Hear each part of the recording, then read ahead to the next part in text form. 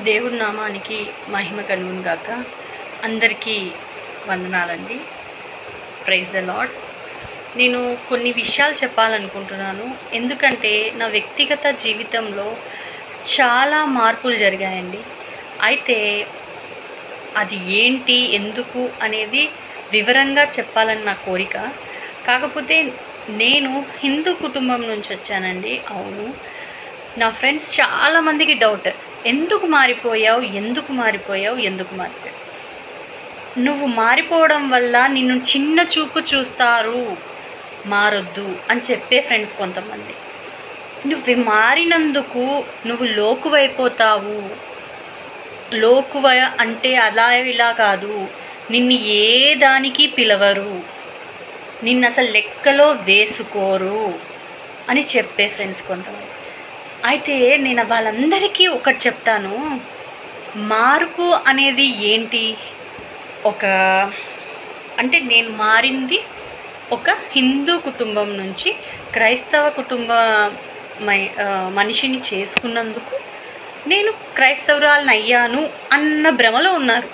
అది కాదండి. నిజానికి మన హార్ట్కి టచ్ అయ్యే గాడ్ వర్డ్స్ నేను విన్నాను. అంటే బైబిల్ని చదవడం వల్ల, బైబిల్ని ధ్యానించి మాకు వాక్యాలు చెప్పే పెద్దల వల్ల నేను తెలుసుకున్న కొన్ని అంటే నా హార్ట్కి తగిలి నేను మారాను. అంటే వాళ్ళు చెప్పంగానే మారిపోయావా అనే క్వశ్చన్లు కూడా వస్తాయి. నిజమే, వాళ్ళు చెప్పంగా మారడం అని కాదు, వినడం వల్ల, అదేవిధంగా బైబిల్ని చదివి నేను తెలుసుకోవడము. ఇంకొకటి, నా వ్యక్తిగత జీవితంలో కొన్ని సాక్ష్యాలు ఉన్నాయి. అవి నేను ఇంకోసారి వివరంగా చెప్తాను. బట్ నేనైతే దేవుడిని నమ్ముకున్నాను అంటే దేవుడు అందరూ ఒకటే కదా అన్న ఆలోచన ఉంటుంది. నా ఫ్రెండ్స్ అందరూ ఏం చెప్తారంటే, దేవుడేంటే దేవుళ్ళు అందరూ ఒకటే కదా అంటారు. నిజమే, మీరు చూస్తున్నారు అలా డిఫరెన్స్. అలానే ఇంకొక విషయం, మీకు చిన్న విషయం చెప్పాలనుకుంటున్నాను. అదేంటంటే, నిజానికి బైబిల్ చదివేశావా, నీకు అంత పెద్దదానివి అయ్యావా, అన్నీ తెలుసా నీకు? నిజమే, నాకేమీ తెలీదండి. నేనంత గొప్ప భక్తురాలిని కాకపోవచ్చు, కానీ దేవుని నమ్ముకున్నాను.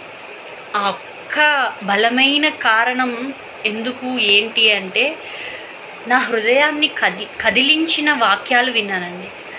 బైబిల్ గురించి ఎంత చెప్పినా, ఎంత విన్నా అది తక్కువే.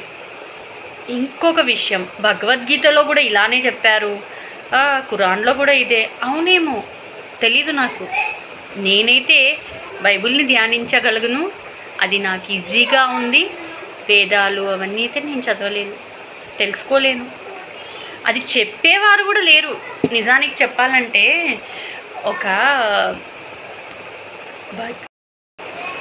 ఈ మన జీవితంలో విమర్శించే మనుషులు ఎక్కువ, కానీ సలహాలు ఇచ్చేవాళ్ళు తక్కువ అండి. నేను ఒకటే చెప్తాను, మీకు నచ్చింది బ్రతకడం కాదు, దేవుడు కొన్ని చెప్పింటాడు మనకి, ఇలా బ్రతకండి, ఇలా ఉండండి అని. అలా ఉంటేనే మనం ముందుకెళ్ళగలం. అది కాదు, నా ఇష్టానుసారం ఉంటాను అంటే అది తప్పు. బ్రతికే జీవితంలో ఎంత నిజాయితీగా బ్రతుకుతున్నాం అనేది అవసరం మన జీవితానికి.